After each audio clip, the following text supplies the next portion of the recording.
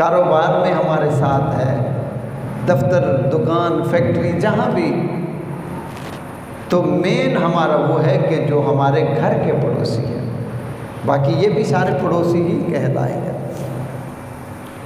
कि जो हमारे घर के साथ है वो हमारा पड़ोसी है। और 40 घर पड़ोस कहलाते हैं।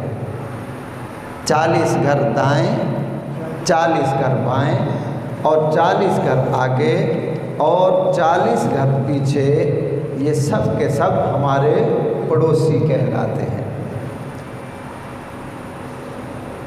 अब इसमें 3 हक हैं, 3 हक हैं पड़ोसी के। अब वो किस तरीके से हैं? नंबर 1, मुसलमान रिश्तेदार है और वो हमारे पड़ोस में है, तो उसके 3 हक हैं। नंबर 1, वो रिश्तेदार है, वो हक। नंबर 2, वो हमारा पड़ोसी है, दूसरा हक। और नंबर 3, वो मुसलमान है, ये तीसरा हक। एक हमारे पड़ोस में है, वो मुसलमान भी है, हमारा रिश्तेदार भी है, हमारा पड़ोसी भी है, तो उसके 3 हक हैं। एक रिश्तेदारी का हक, एक पड़ोसी होने का हक और उसके साथ तीसरा मुसलमान होने का हक। अब एक पड़ोसी वो है जिसके 2 हक हैं, और वो ये है कि वो रिश्तेदार नहीं है, मुसलमान है तो मुसलमान होने का हक, और दूसरा वो हमारा पड़ोसी है, ये हक। ये 2 हक उसके हो गए। तीसरा हक एक और है, और वो ये है कि अगर काफिर है, वो मुसलमान नहीं है, काफिर है, तो उसका एक हक है। काफिर है तो उसका एक हक है कि वो हमारा पड़ोसी है। अगर हमारे पड़ोस में गैर मुस्लिम भी है, सिख है, हिंदू है, ईसाई है, कोई भी गैर मुस्लिम है और वो हमारे पड़ोस में है, वो 40 घरों में आता है, तो हम उसे भी तकलीफ़ नहीं देंगे।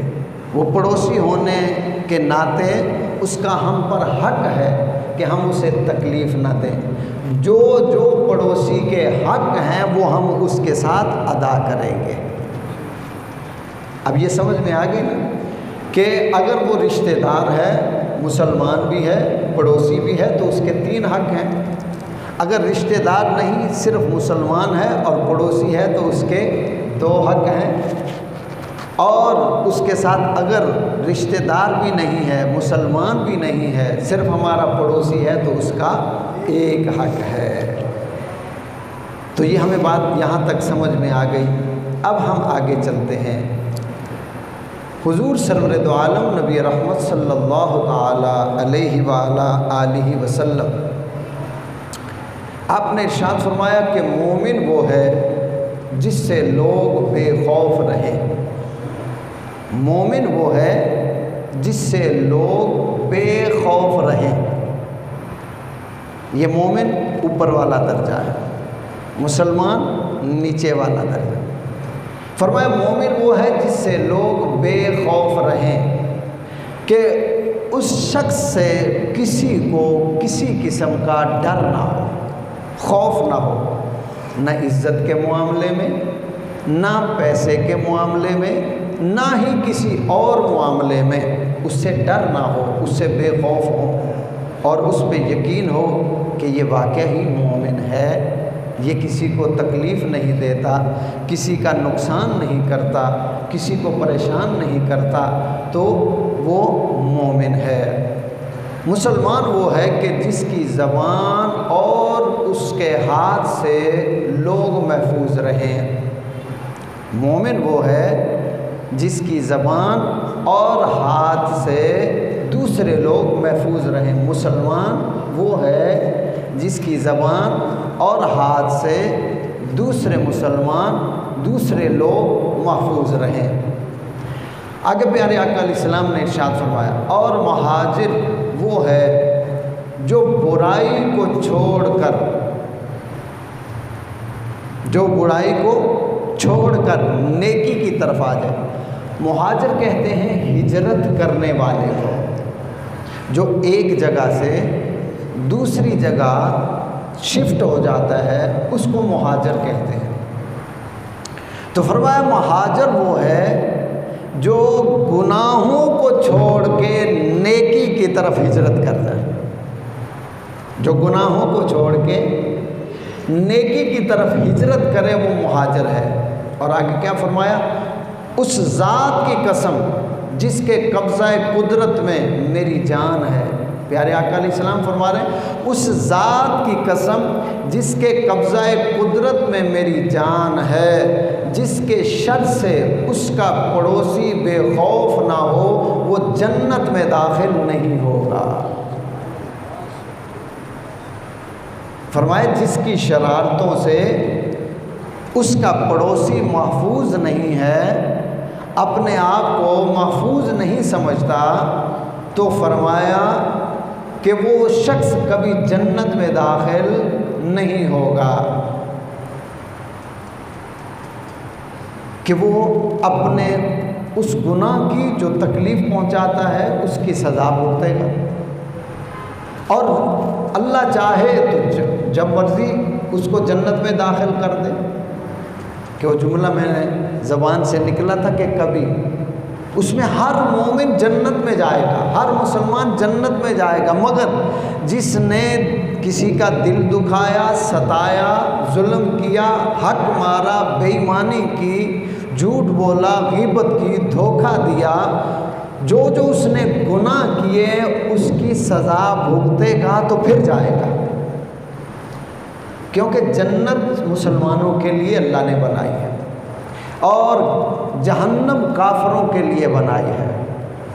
तो इसलिए हर कलमा पढ़ने वाला जन्नत में ज़रूर जाएगा, मगर जो उसने किसी का हक खाया है, जुल्म ज़्यादतियाँ की है, उसकी सज़ा भुगतनी पड़ेगी। हाँ, अगर दुनिया में उनका हक अदा कर देता है, माफ़ी मांग लेता है, तौबा कर लेता है, तो फिर रब्बुल आलमीन कादिर है जैसे मौत आए कब्र को जन्नत का बाग बना दे। वो कादिर है, वो मोहताज नहीं है कि बंदा सच्ची तौबा कर लेता है, जिसका हक मारा था दे दिया, जिसका हक खाया था अदा कर दिया, जिसका दिल दुखाया था उससे मुआफ़ी मांग ली, जिसको सताया था उससे मुआफ़ी मांग ली, दुनिया में मामलात क्लियर कर लिए, रब से सच्ची तौबा कर ली। अब तौबा करने के बाद जब उसे मौत आई तो वो रब कादिर है, वो आजिज़ नहीं है, वो कादिर है, वो चाहे तो कब्र को जन्नत का बाग बना दे, जन्नत की खिड़की खोल दे, चाहे तो वो क़यामत के दिन उठे तो बग़ैर हिसाब व किताब के उसको जन्नत अता कर दे, वो कादिर है। तो फरमाया कि जिसका पड़ोसी जिसकी शरारतों से महफूज नहीं है वो शख्स जन्नत में दाखिल नहीं होगा। प्यारे आका अलैहिस्सलातु वस्सलाम आपने इरशाद फरमाया कि अल्लाह रब्बुल जलाल ने तुम्हारे दरमियान तुम्हारे अखलाक इस तरह तकसीम किए हैं जिस तरह तुम्हारे दरमियान तुम्हारा रिज़्क़ तकसीम फरमाया है। फरमाया कि अल्लाह रब्बुल जलाल दुनिया तो उसे भी अता फरमाता है जिससे वो मोहब्बत करता है, और दुनिया उसे भी अता फरमाता है जिससे वो नाराज़ होता है, जिससे वो राज़ी नहीं है, मगर दीन सिर्फ़ उसी को अता फरमाता है जिससे अल्लाह प्यार करता है। दौलत दुनिया अल्लाह सबको देता है, कोई उसको राज़ी करे उसको भी देता है, कोई नाराज़ करे उसको भी देता है।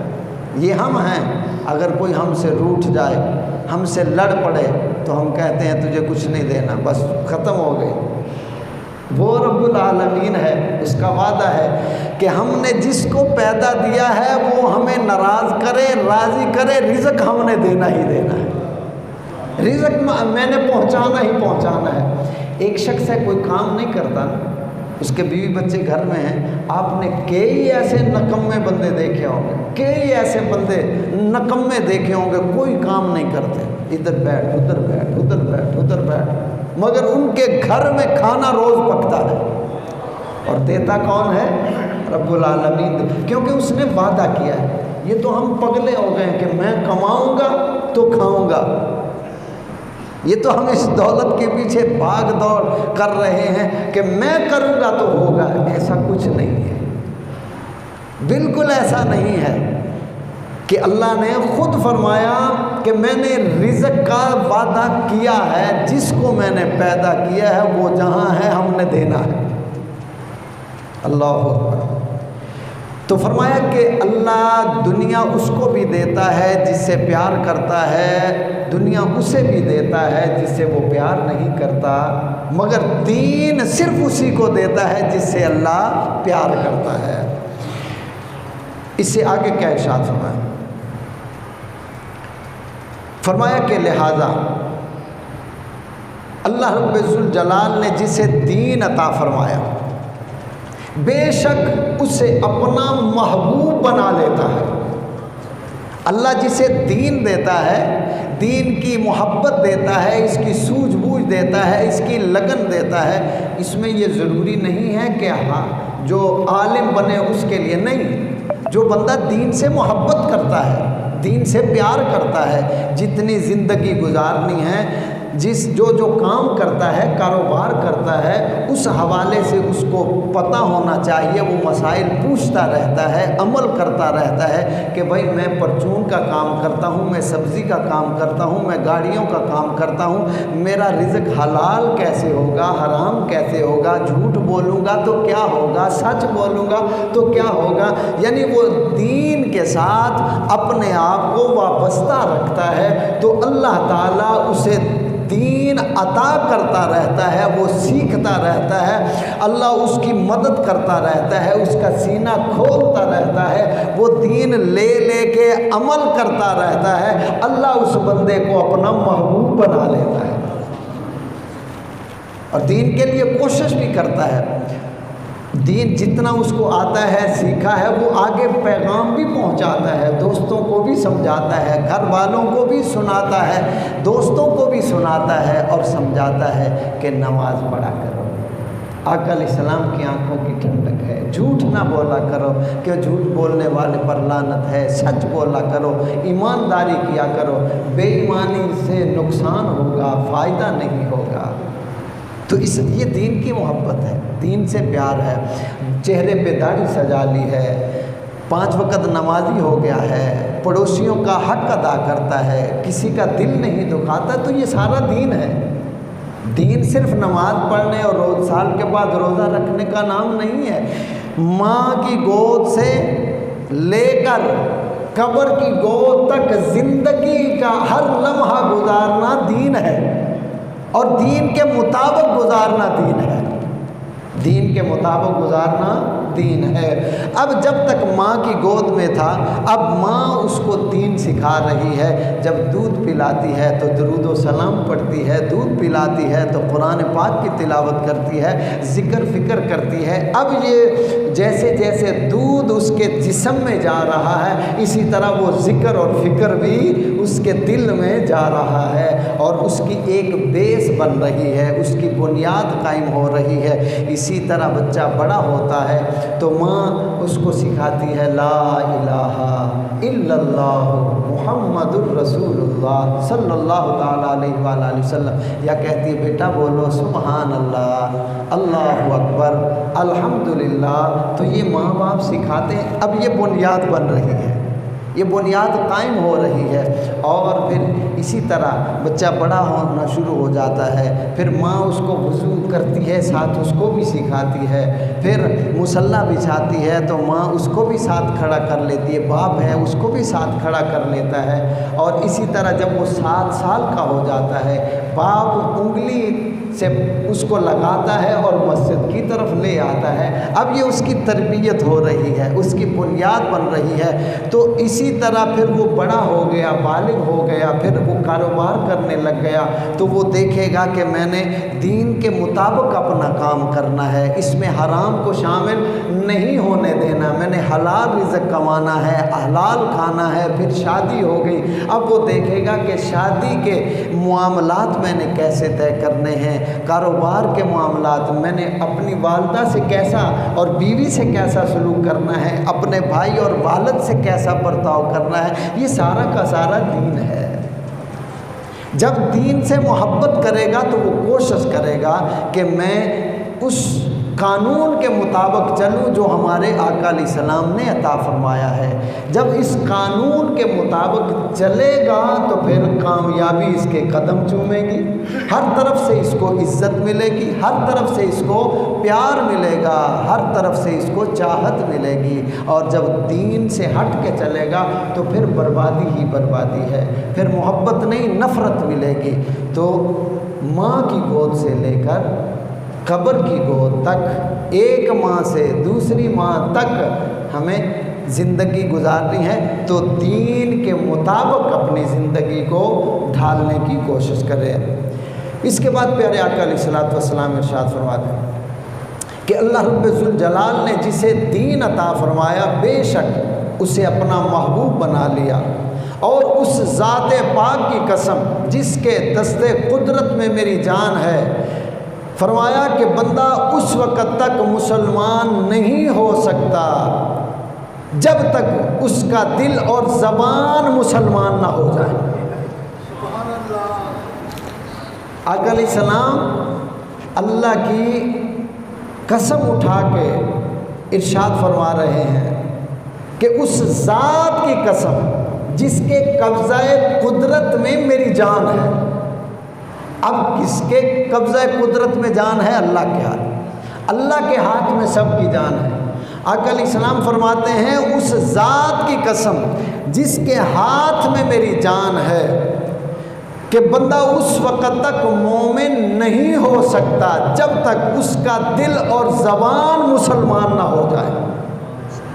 दिल और ज़बान दोनों मुसलमान ना हो जाए। अब दिल कुछ कहे ज़बान कुछ कहे तो मुसलमान नहीं है। ज़बान और दिल दोनों एक हो जाए, यानी जो ज़बान से निकल रहा है दिल में वही बात है। अब इसको आसानी से आप समझो। मैं और आप कोई भी मुसलमान खड़ा हुआ ज़बान से पूरा कह रहा है 4 रकत नमाज ज़ोहर फ़र्ज़, मुँह तरफ काबा शरीफ, बंदगी खुदा ताला, अल्लाहु अकबर। अब उसके दिल में ये है कि मैं 4 रकत असर की नमाज़ पढ़ रहा। अब जो दिल में है वो कुछ और है, ज़बान पे कुछ और है। जो दिल में है असर की नमाज, नियत उसने कर ली ज़ोहर की नमाज, तो उसने सारी 4 रकतें मुकम्मल पढ़ दी तो उसकी असर की नमाज अदा हो गई। दिल में था ना, नियत ये थी कि असर की पढ़ो, ज़बान से कह रहा है कि मैं ज़ोहर की पढ़ रहा हूँ। ये तो भूले से हो गया ना, ये भूले से हुआ तो उसकी असर की कबूल होगी, क्योंकि उसके नियत ये थी कि मैंने नमाज असर पढ़ी। और अगर कोई जान के करेगा, ज़बान से कहे नमाज ज़ोहर, दिल में वो असर की रखे, उसको पता भी है, जान के कहे, तो फरमाया फिर हम तुझसे पूछ लेंगे तू हमारी इबादत का मजाक उड़ाता है, तू बंदा ही गलत है, तू ठीक नहीं है, तू अंदर से बेईमान है, बाहर से भी बेईमान है। तो जिसकी ज़बान कुछ और हो, दिल कुछ और हो, उसी को बेईमान कहते हैं। बेईमानी किसी के माथे पे तो नहीं लिखी है कि ये बेईमान है, बेईमानी करता है। ये तो आका अलैहिस्सलाम के सदक़े में अल्लाह ने हम पे करम किया है, वरना पहली कौमें गुनाह करती थी तो माथे पे लिखा जाता था इसने ये किया है। मैंने कई बार अर्ज़ किया कि जब वो गुनाह करते थे तो माथे पे लिख दिया जाता था ये गुनाह करके आया है। अब हमें समझ में आ गई कि जो दिल में कुछ और रखे, ज़बान पे और रखे, वो फिर बेईमान ही कहलाएगा कि उसका दिल और ज़बान एक नहीं। फरमाया कि बंदा मुसलमान उस वक़्त तक नहीं हो सकता जब तक उसका दिल और ज़बान मुसलमान ना हो जाए। अल्लाहु अकबर। और वो उस वक़्त तक मोमिन नहीं हो सकता जब तक कि उसका पड़ोसी उसके शर से महफूज ना हो जाए। ये आगे वाले जुमले, मुसलमान नीचे वाला दर्जा है, मोमिन ऊपर वाला दर्जा है। फरमाया कि उस ज़ात की कसम जिसके कब्ज़े कुदरत में मेरी जान है, उस वक़्त तक कोई मुसलमान नहीं हो सकता जब तक उसका दिल और ज़बान मुसलमान ना हो जाए। उसके आगे इरशाद फरमाया, और उस वक़्त तक मोमिन नहीं हो सकता जब तक उसका पड़ोसी उसकी शरारतों से महफूज ना हो जाए। अब मुसलमान और मोमिन, इस लफ्ज़ को हम थोड़ा और समझ लें आसान करके। एक है मुसलमान, एक है मोमिन। अब ये मेरा अपनी तशरीह और मेरा अपना ज़हन है कि मुसलमान वो है जो अल्लाह को मानता है, मुसलमान वो है जो अल्लाह और उसके महबूब सल्लल्लाहु अलैहि वसल्लम को मानता है, और मोमिन वो है जो अल्लाह को भी मानता है, अल्लाह के महबूब सल्लल्लाहु अलैहि वसल्लम को भी मानता है, और उनके हुक्म को भी मानता है, उनके हुक्म को भी मानता है, वो मोमिन है। आगे प्यारे आका अलैहिस्सलातु वस्सलाम आप इरशाद फरमाते हैं, रावी कहते हैं कि मैंने अर्ज़ की कि उसके शर से क्या मुराद है, उसकी शरारतों से क्या मुराद है। तो प्यारे आका अलैहिस्सलातु वस्सलाम ने इरशाद फरमाया, पड़ोसी से बददियानती करना और जुल्म करना। ने जो बंदा हराम माल कमाए फिर उसमें से खर्च करे तो उसमें बरकत ना होगी। अब इन जुमलों को सुनते जाइएगा कि बंदा हराम माल कमाए और उसमें से वो खर्च करे तो बरकत नहीं होगी। हलाल नहीं, हराम कमाया और कहता है कि मस्जिद बना दूँ, मस्जिद में लगा दूँ, गरीबों में सदका दे दूँ, या कहीं पे लगा दूँ कि जहाँ मुझे सवाब मिले, मेरा माल अच्छा हो जाए। तो फरमाया हराम माल कमा के खर्च करेगा तो उसमें बरकत नहीं होगी। और आगे फरमाया, और अगर सदका करेगा तो वो कबूल ना होगा, और अगर उसे छोड़ कर मर जाएगा तो वो उसके लिए जहन्नम का सामान बन जाएगा। जो शख्स हराम माल कमा के अल्लाह के रास्ते में खर्च करे तो उसका माल पाक नहीं होगा। ये तो ऐसे है कि जैसे बंदा गंदे नाले पे बैठ के कपड़े उतार के धोना शुरू कर दे। गंदे नाले पे बैठ के कोई कपड़े धोएगा तो साफ़ हो जाएंगे, पाक हो जाएंगे? नहीं, वो और गंदे होंगे। पहले भी गंदे थे, गंदे पानी से धोए तो फिर गंदे के गंदे रहे। हराम माल कमाया और अल्लाह के रास्ते में खर्च करता है कि चलो मैंने ये हराम कमाया, किसी रंग में भी, सूद हो, बेईमानी हो, रिश्वत हो, या किसी तरीके से हक मार के कमा के कहता है कि चलो अब ये थोड़ा सा 50 लाख कमाया है, 1 लाख गरीबों में बांट देता हूँ, 1 लाख गरीबों में बांट देता हूँ, चलो बचत हो जाएगी। फरमाया नहीं, तूने ये दूसरा गुनाह किया। पहले तो हराम कमाने का गुनाह किया, अब दूसरा गुनाह ये है कि तू मेरे रास्ते में, पाक खुदा के रास्ते में हराम माल, पलीत माल खर्च कर रहा है। अल्लाह अकबर। फरमाया कि अगर वो सदका करेगा तो कबूल नहीं होगा। और आगे इरशाद फरमाया कि अगर उस माल को छोड़कर मर जाएगा, हराम माल कमाया औलाद के लिए या अपनी दुनिया बनाने के लिए, अगर छोड़ के मर गया तो फरमाया यही माल इसके लिए जहन्नम का ईंधन बन जाएगा, जहन्नम का ज़ादे राह बन जाए, यानी जहन्नम का सामान बन जाएगा। और आगे इरशाद फरमाया कि बेशक बुराई बुराई को नहीं मिटाती। इसी के साथ एक ही हदीस चल रही। फरमाया बेशक बुराई बुराई को नहीं मिटाती, नेकी बुराई को मिटाती है। नेक अमल बुराई को मिटा देते हैं और बुराई बुराई को नहीं मिटाती, क्योंकि बुराई बुराई को बढ़ाएगी। मिसाल के तौर पे आपने आग जलाई है और अब वो आग ज़्यादा जल गई, आप चाहते हैं कि इस आग को बुझाया जाए, उसके ऊपर और आग डालें, बुझ जाएगी, या उसके ऊपर मिट्टी का तेल डालें, बुझ जाएगी, पेट्रोल डालें, वो बुझेगी नहीं और बढ़ेगी और बढ़ेगी। तो गुनाह गुनाह को नहीं मिटाता, गुनाह को नेकी मिटाएगी। अब उस आग पर हम पानी डालेंगे, आग बुझ जाएगी। फरमाया तुम अपने गुनाहों को मिटाना चाहते हो तो फिर नेक बन जाओ, नेक अमल करते जाओ, तुम्हारे गुनाह मिटते जाएंगे। अल्लाहु अकबर। इसको और आसानी से हम समझ लें। प्यारे आका अलैहिस्सलातु वस्सलाम ने इरशाद फरमाया, जो मेरा उम्मती मुझ पर एक मरतबा दरूद पाक पढ़ेगा, अल्लाह रब्बुल आलमीन उसके 10 दर्जे बुलंद फरमाएगा और उसके 10 गुनाह मिटाएगा और उसके नामा अमाल में 10 नेकियां दाखिल फरमाएगा। अब दरूद पाक पढ़ना नेक अमल है। अब नेक अमल हमने किया तो हमारे 10 गुनाह मिट गए। फिर शायद कल परसों असर के वक़्त एक हदीस पढ़ी थी, प्यारे आका अलैहिस्सलातु वस्सलाम ने इरशाद फरमाया, जो अपने मुसलमान भाई का जूठा पानी पिएगा, अल्लाह तबारक व तआला उसे 70 नेकियां अता फरमाएगा और उसके 70 गुनाह मुआफ़ फरमाएगा और उसके 70 दर्जे बुलंद फरमाएगा। हम तो नफ़रत करते हैं ना और कहते हैं, हाँ मैं तो कभी अपने सके पर आधा जूठा नहीं पीता। हदीस मुबारका में ज़िक्र आता है कि मोमिन के जूठे में शिफा है, मोमिन के जूठे में शिफा है। हम नफ़रत करते हैं, वही नहीं, इसीलिए तो हमारे दिल दूर हो गए, दिल दूर हो गए, एक बर्तन में बैठ के खाना नहीं खाते। अच्छा, अब इसको और आसानी से हम समझते हैं। आप और मैं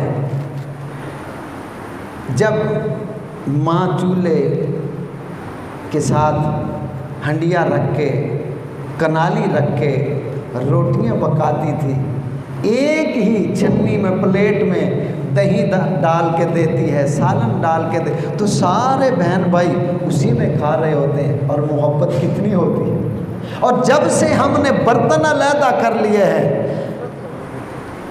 जब से वो गिलास जूठे वाला अलहदा कर लिया कि नहीं नहीं नहीं, प्लेट अलहदा नहीं नहीं, अलहदा अलहदा खाओ, उस वक़्त से दिल दूर हो गए। मिल के बैठ के खाने से बरकत होती है, शिफा होती है। तो आका अलैहिस्सलाम ने फरमाया कि जब मुसलमान का जूठा पानी पिएगा तो 70 गुनाह मिटा दिए जाएंगे। अब ये नेक अमल था ना, तो नेकी गुनाहों को मिटाएगी, बुराई को नहीं मिटाएगी। सुभान अल्लाह। हुजूर ताजदार मदीना सल्लल्लाहु ताला अलैहि वसल्लम आपने इरशाद फरमाया, जिसने अपने पड़ोसी को तकलीफ़ दी, एज़ा पहुँचाई, बेशक उसने मुझे तकलीफ़ दी। अब इसको सुनते जाइएगा। आका अलैहिस्सलाम फरमाते हैं कि जिसने अपने पड़ोसी को, अपने गुआंढी नू तकलीफ़ दी, जिसने अपने पड़ोसी को तकलीफ़ पहुँचाई, बेशक उसने मुझे तकलीफ़ पहुँचाई, उसने बेशक मुझे तकलीफ़ पहुँचाई। और जिसने मुझे तकलीफ़ पहुँचाई उसने अल्लाह को तकलीफ़ पहुँचाई, जिसने मुझे तकलीफ़ पहुँचाई उसने अल्लाह को तकलीफ़ पहुँचाई। और आगे इरशाद फरमाया कि अल्लाह रब्बुल जलाल को उसने तकलीफ़ पहुँचाई। ने जिसने अपने पड़ोसी से झगड़ा किया उसने मुझसे झगड़ा किया, और जिसने मुझसे झगड़ा किया उसने अपने रब से झगड़ा किया। अब पड़ोसी का कितना हक है। फरमाए जिसने मुझे तकलीफ़ दी, जिसने अपने पड़ोसी को तकलीफ़ दी उसने मुझे तकलीफ़ दी, जिसने मुझे तकलीफ़ दी उसने अल्लाह को तकलीफ़ दी, जिसने अपने पड़ोसी से लड़ाई की उसने मुझसे लड़ाई की, जिसने मुझसे लड़ाई की उसने अपने अल्लाह से लड़ाई की। अब बताओ, जो अल्लाह से लड़ेगा वो बचेगा? जो अल्लाह से लड़ेगा वो बचेगा नहीं। अल्लाह अकबर। तो इसमें से हमें क्या सबक मिल रहा है कि हम अपने पड़ोसियों से अच्छा सलूक करें, अपने पड़ोसियों से अच्छा बर्ताव करें, अपने पड़ोसियों के साथ हुस्न ज़न रखें और अच्छी ज़िंदगी गुजारें ताकि हमसे उनको तकलीफ़ न पहुँचे। हुजूर सरवर दो आलम नबी रहमत सल्लल्लाहु ताला अलैहि वसल्लम एक ग़ज़वा पर तशरीफ़ ले गए और इरशाद फरमाया कि आज वो शख्स हमारे साथ ना बैठे जिसने अपने पड़ोसी को तकलीफ़ दी है। जंग में तशरीफ़ लेके गए तो फरमाया कि हमारे साथ वो बंदा ना बैठे जिसने अपने पड़ोसी को तकलीफ़ दी हो, जिन्हें अपने गुआंढी दा दिल दुखाया हो, वो साढ़े नाल ना बवे। तो एक शख्स ने खड़े होकर अर्ज़ की कि मैंने अपने पड़ोसी की दीवार के नीचे पेशाब किया था, मैंने अपने पड़ोसी की दीवार के नीचे पेशाब किया था। तो आप आका अलैहिस्सलातु वस्सलाम ने इरशाद फरमाया, आज तुम हमारे साथ ना बैठना। हम तो पड़ोसियों के साथ क्या क्या करते हैं, देखा सो गए तो छत से सामान ही उठा लेते हैं, दरवाज़ा खुला है, पता चला खुला है, कोई नहीं देखना, अंदर गए साइकिल उठा ली, मोटरसाइकिल निकाल ली।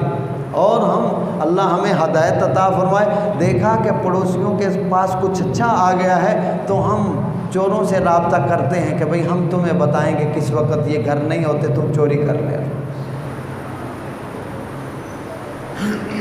जदों तक कुत्ती चोरा नाल ना रले, चोर चोरी नहीं कर सकते।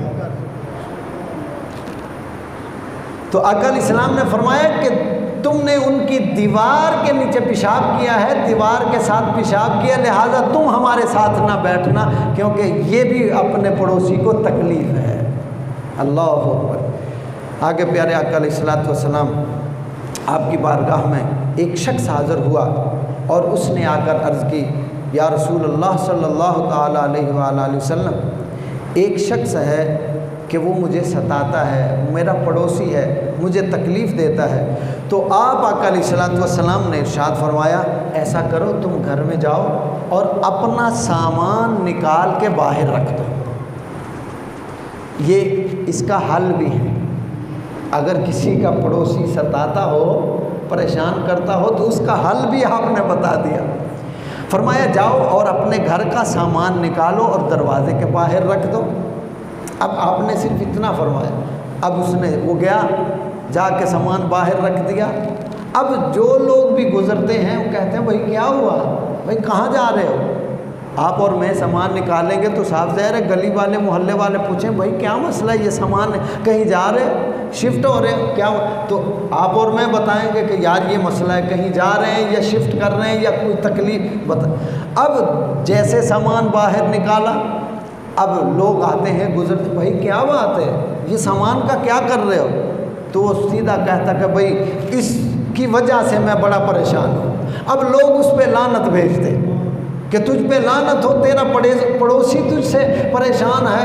अब एक आया, दूसरा आया, तीसरा आया, चौथा आया। जब उस पे इतनी लानतें पड़ी तो वो शख्स जो परेशान करता था पड़ोसी को, सीधा आका अलैहिस्सलाम की बारगाह में हाज़िर हुआ। अर्ज़ की, या रसूलल्लाह सल्लल्लाहु अलैहि वसल्लम, लोग तो मुझ पे लानत कर रहे हैं। फरमाया क्यों कर रहे हैं? अर्ज़ की, सरकार मेरे पड़ोसी ने सामान बाहर निकाल के रखा है और लोग लानत मुझ पे करते हैं, सामान उसने निकाला है, लानत मुझे मिल रही है। आका अलैहिस्सलाम ने फरमाया, उससे पूछा ये सामान क्यों निकाला है? अर्ज़ की, आका वो मुझसे तंग था। फरमाया फिर इससे पहले फरिश्ते भी तुझ पर लानत भेज रहे थे, लोगों से पहले फरिश्ते भी तुझ पर लानत भेज रहे थे। अल्लाह अकबर। और फरमाए अल्लाह भी तुझ पे लानत भेज रहा था कि जो पड़ोसी को तकलीफ़ देता है उस पर अल्लाह की तरफ से भी लानत आती है और फरिश्तों की तरफ से भी लानत आती है और लोगों की तरफ से भी लानत आती है। अब ये लफ्ज़ लानत को भी समझ लें कि ये लानत है क्या। अगर आपने या किसी ने कहा ना कि फ़लाँ पे लानत है, तो लानत का मतलब ये है कि अल्लाह की रहमत से महरूम हो जाए, अल्लाह की रहमत इसे नसीब ना हो, अल्लाह का करम इसे नसीब ना हो, अल्लाह की रहमत इसको अपने अंदर संभाल ना ले, अल्लाह की रहमत इससे दूर हो जाए। तो जिससे अल्लाह की रहमत दूर हो जाए तो फिर उसके पल्ले क्या बचेगा? ये रहमत है तो हम जिंदा हैं, अल्लाह की रहमत है तो हम ज़िंदा हैं, वरना हम अपने आमाल को देखें। आप और मैं ज़रा आंखें नीचे झुका के अपने गिरेबान में झांकें, हमारे पल्ले है क्या? कुछ है हमारे पल्ले? ज़रा गौर करें, हमारे पल्ले कुछ भी नहीं है, गुनाहों के सिवा कुछ भी नहीं है।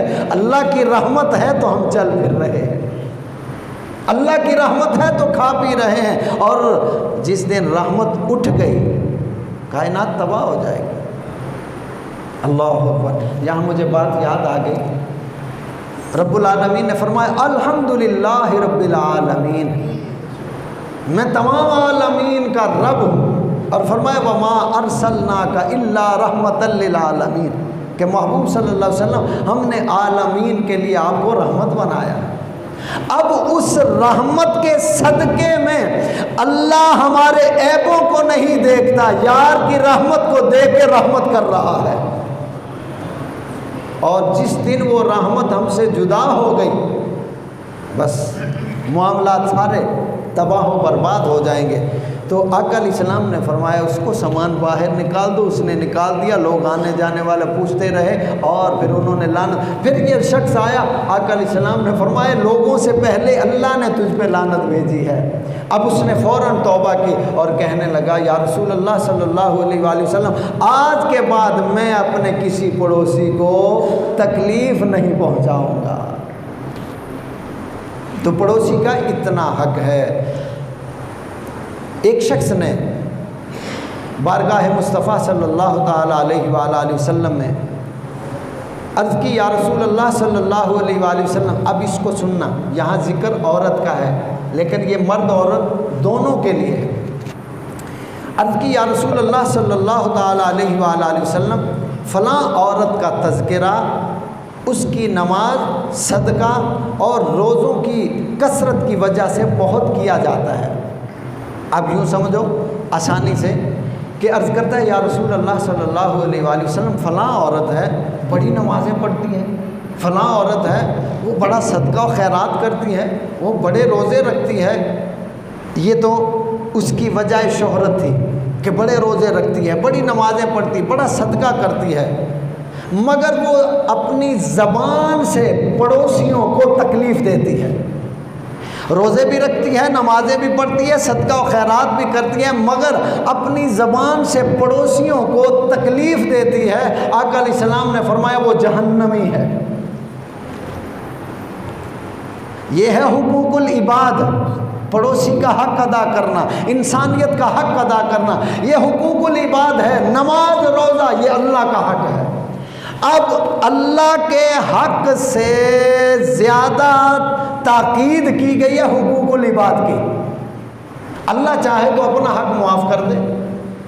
एक शख्स नमाज नहीं पढ़ता है, अल्लाह की मौज में आए मुआफ़ करे, कब्र में करे, दुनिया में करे, हशर में करे, ना करे, उसकी मौज है, ये उसका हक है। मिसाल के तौर पे ये सिर्फ समझाने के लिए, आप और मैं हैं, मैंने आपसे या आपने मुझसे कुछ पैसे लेने हैं। अब मैं कहता हूँ कि यार मैं कमज़ोर आदमी हूँ, माड़ा बंदा हूँ, तो आप मुझे माफ़ कर। आपका हक है, आप चाहें तो कहें जा यार माफ़ किया, चाहे तो यार 2 साल के बाद जब हो जाए दे देना, ठीक है। अगर कोई शख्स मेरे पास आए और कहे कि भाई इस भाई के मैंने पैसे देने हैं और आप मुझे मुआफ़ कर दो, मेरे पास कोई इख्तियार है? पैसे उसने आपके देने हैं, मैं कौन होता हूँ उसको मुआफ़ करूँ ना करूँ? मेरे पास तो इख्तियार नहीं। मगर अल्लाह के पास सब कुछ है, होने के बावजूद भी जो पड़ोसी का हक है, इंसानियत का हक है, माँ बाप का हक है, बहन भाइयों का हक है, बीवी बच्चों का हक है, अजीज़ व कारब का हक है, अगर हमने उनसे ज़्यादती की, जुल्म किया, दिल दुखाया, परेशान किया, अल्लाह कादिर है, कादिर होने के बावजूद भी बंदों का हक मुआफ़ नहीं करेगा। अपना हक मुआफ़ कर दे वो कादिर है, पर बंदों का हक वो कहेगा कि नहीं। क़यामत के दिन भी ऐसा ही होगा। नमाज, रोज़ा, हज, ज़कात है उसकी मर्ज़ी है, हमने पाबंदी से अदा करने हैं। ये नहीं कि उसकी मर्ज़ी तो हम ना पढ़ें। इसकी सज़ा भी बड़ी सख्त है, पिछले जुम्मों में रमज़ान में आप सुन चुके हैं। तो क़यामत के दिन यही होगा, अल्लाह फरमाएगा कि तूने फ़लाँ के साथ जुल्म किया, लिहाजा इसकी नेकियां उधर, नमाजें भी उधर, सदका खैरात भी उधर, इसी तरह फिर खाली रह जाएगा, फिर जहन्नम में जाना पड़ेगा। तो आका अलैहिस्सलातु वस्सलाम ने इरशाद फरमाया कि वो औरत नमाज भी पढ़ती है। अब जुमलों पे गौर कर लीजिएगा, तवज्जो मेरी तरफ रखिएगा, गर्मी भी हो रही है। आका अलैहिस्सलाम ने फरमाया वो औरत नमाज भी पढ़ती है, रोज़े भी रखती है, सदका भी करती है, मगर उसकी ज़बान से उसके पड़ोसी महफूज नहीं है, उनको तकलीफ़ पहुंचाती है। लिहाजा पड़ोसियों को तकलीफ़ पहुंचाने की वजह से वो जहन्नमी है। अब बताएं, उसकी नमाज उसके किसी काम आई? उसका रोज़ा किसी काम आया? सदका करना काम आया?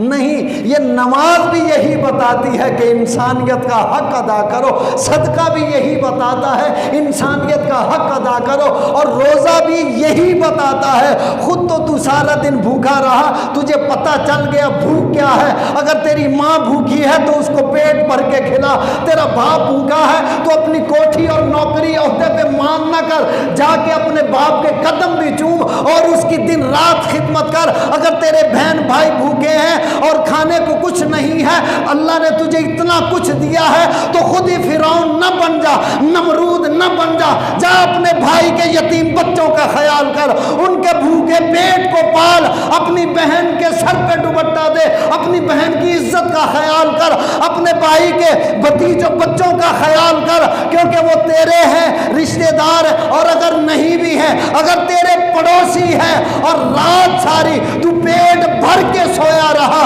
तेरे पड़ोस में अगर भूखे बच्चे सोए रहे तू जन्नत में नहीं जाएगा। ये इंसानियत का हक है। फरमाए अब उसका नमाज रोज़ा सदका किसी काम नहीं आया, क्योंकि जो नमाज ने सिखाया था उसने नहीं किया।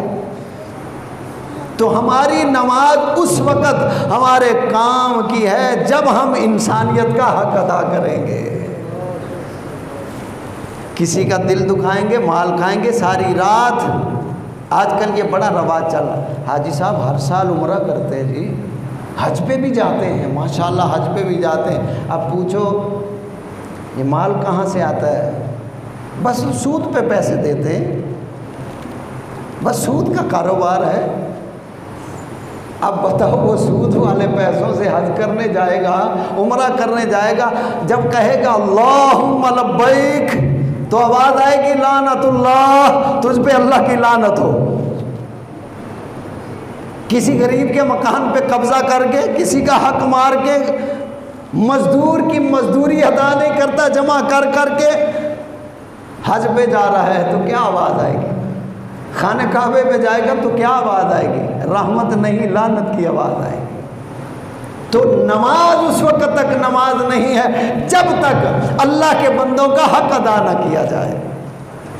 नमाज ही तो हमें सिखाती है मोहब्बत करना, नमाज ही सिखाती है हया करना, नमाज ही सिखाती है एहतराम करना, नमाज ही सिखाती है सच बोलना, नमाज ही सिखाती है कि गरीबों से मोहब्बत करना और भूखों को खाना खिलाना, नमाज ही सिखाती है, रोज़ा ही सिखाता है, कुरान ही सिखाता है, इबादत ही सिखाती है कि अगर तुम चाहते हो कि रब राज़ी हो जाए तो उसके बंदों को तुम राज़ी करते रहो, रब राज़ी हो जाएगा।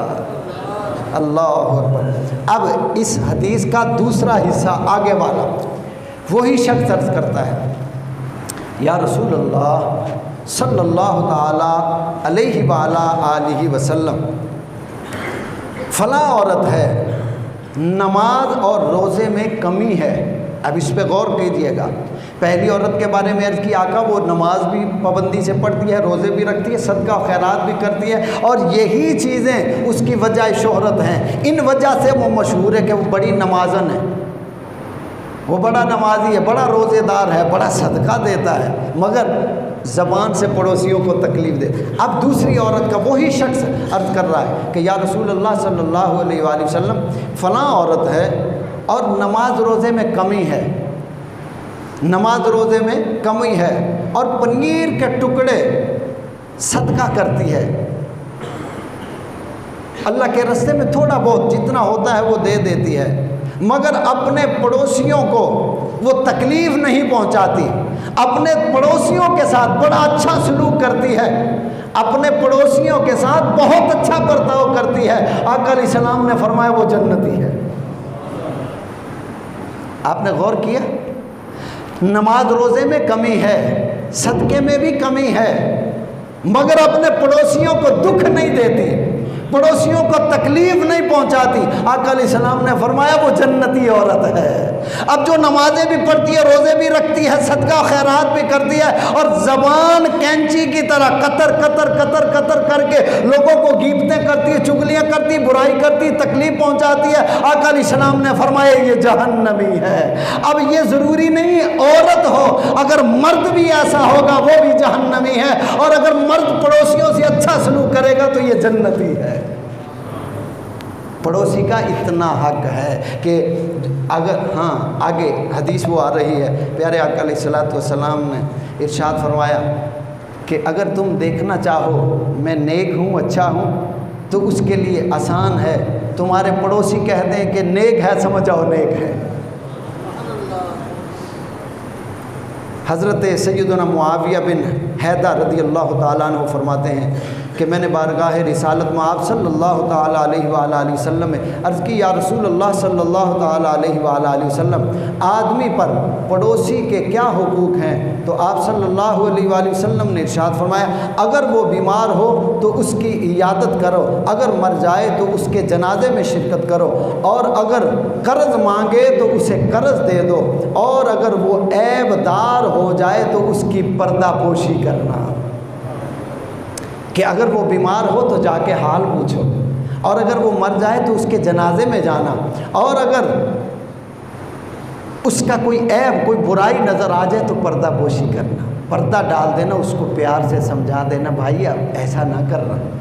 हम तो उसके पर्दे उछालते हैं। फरमाया जो अल्लाह के बंदों के पर्दे उछालेगा अल्लाह उसके पर्दे उछाल देगा। मगर याद रखो, जो चोर है, डाकू है, और जो लोगों नशे बेचता है, इस किस्म के जो बुराइयां करता है, इंसानियत को तबाह करने के, नुकसान देने के, ऐसे बंदे के बारे में सबको ऐलान करके बताओ कि ये फलां बंदा है, क्योंकि वो हम इंसानियत का भला कर रहे हैं। मगर अगर किसी से गलती अनजाने में हो गई है तो हम उसकी पर्दापोशी करेंगे। प्यारे आका अलैहिस्सलातु वस्सलाम आपने इरशाद फरमाया, एक रवायत में है कि अगर वो तंग दस्त हो जाए, अगर तुम्हारा पड़ोसी गरीब हो जाए और खाने पीने के लिए उसके पास कुछ ना हो, तो फिर तुम उसको तसल्ली दो, जितना हो सके उसकी खिदमत करो। अगर कोई पड़ोसी हमारा गरीब हो जाए, तंग दस्त हो जाए, कारोबार नहीं है, तो हमारा हक ये नहीं है कि हम उसका मजाक उड़ाएं, हमारा हक ये नहीं है कि हम उसे दुख दें, हम उसे ताने दें, हाँ तू एडा चंगा होता तो तेरा काम तो ना ख़राब होवे, नहीं, ताने ना दें, उसको हौसला दें, भाईजान घबराओ ना, हम आपके भाई हैं ना, हम हैं ना आपके साथ, अल्लाह करम करेगा, अल्लाह मेहरबानी करेगा, भाई जितनी मुझसे हो सकी मैं आपकी खिदमत करूँगा, उसके साथ तामन करें। आगे प्यारे आका अलैहिस्सलातु वस्सलाम इरशाद फरमाते हैं, अपने पड़ोसी की खुशी में शामिल हो, ये पड़ोसी का हक है, और उस खुशी में पर उसको मुबारकबाद दो। अब यहाँ जुमला आ गया, इसको तवज्जो से सुन लीजिएगा। फरमाया पड़ोसी को खुशी पर मुबारक दो, और उसके साथ साथ उसकी खुशी में शामिल हो जाओ, मगर जो इस वक्त मौजूदा खुशियां हैं इसमें शामिल होंगे तो गुनाह मिलेगा। अब हमारी खुशियां क्या है? हमारी खुशी ये है, रात 10-11 बज जाएंगे तो हम ढोल बाजे वालों को बुला लेंगे, अब सारी रात गली में, घर में, घर की छत पे कंजर खाना होगा, नाचेंगे, गाएंगे और अपने पड़ोसियों को तकलीफ़ देंगे। कोई बीमार है तो उसको सताएंगे, कोई परेशान है तो उसका दिल दुखाएंगे।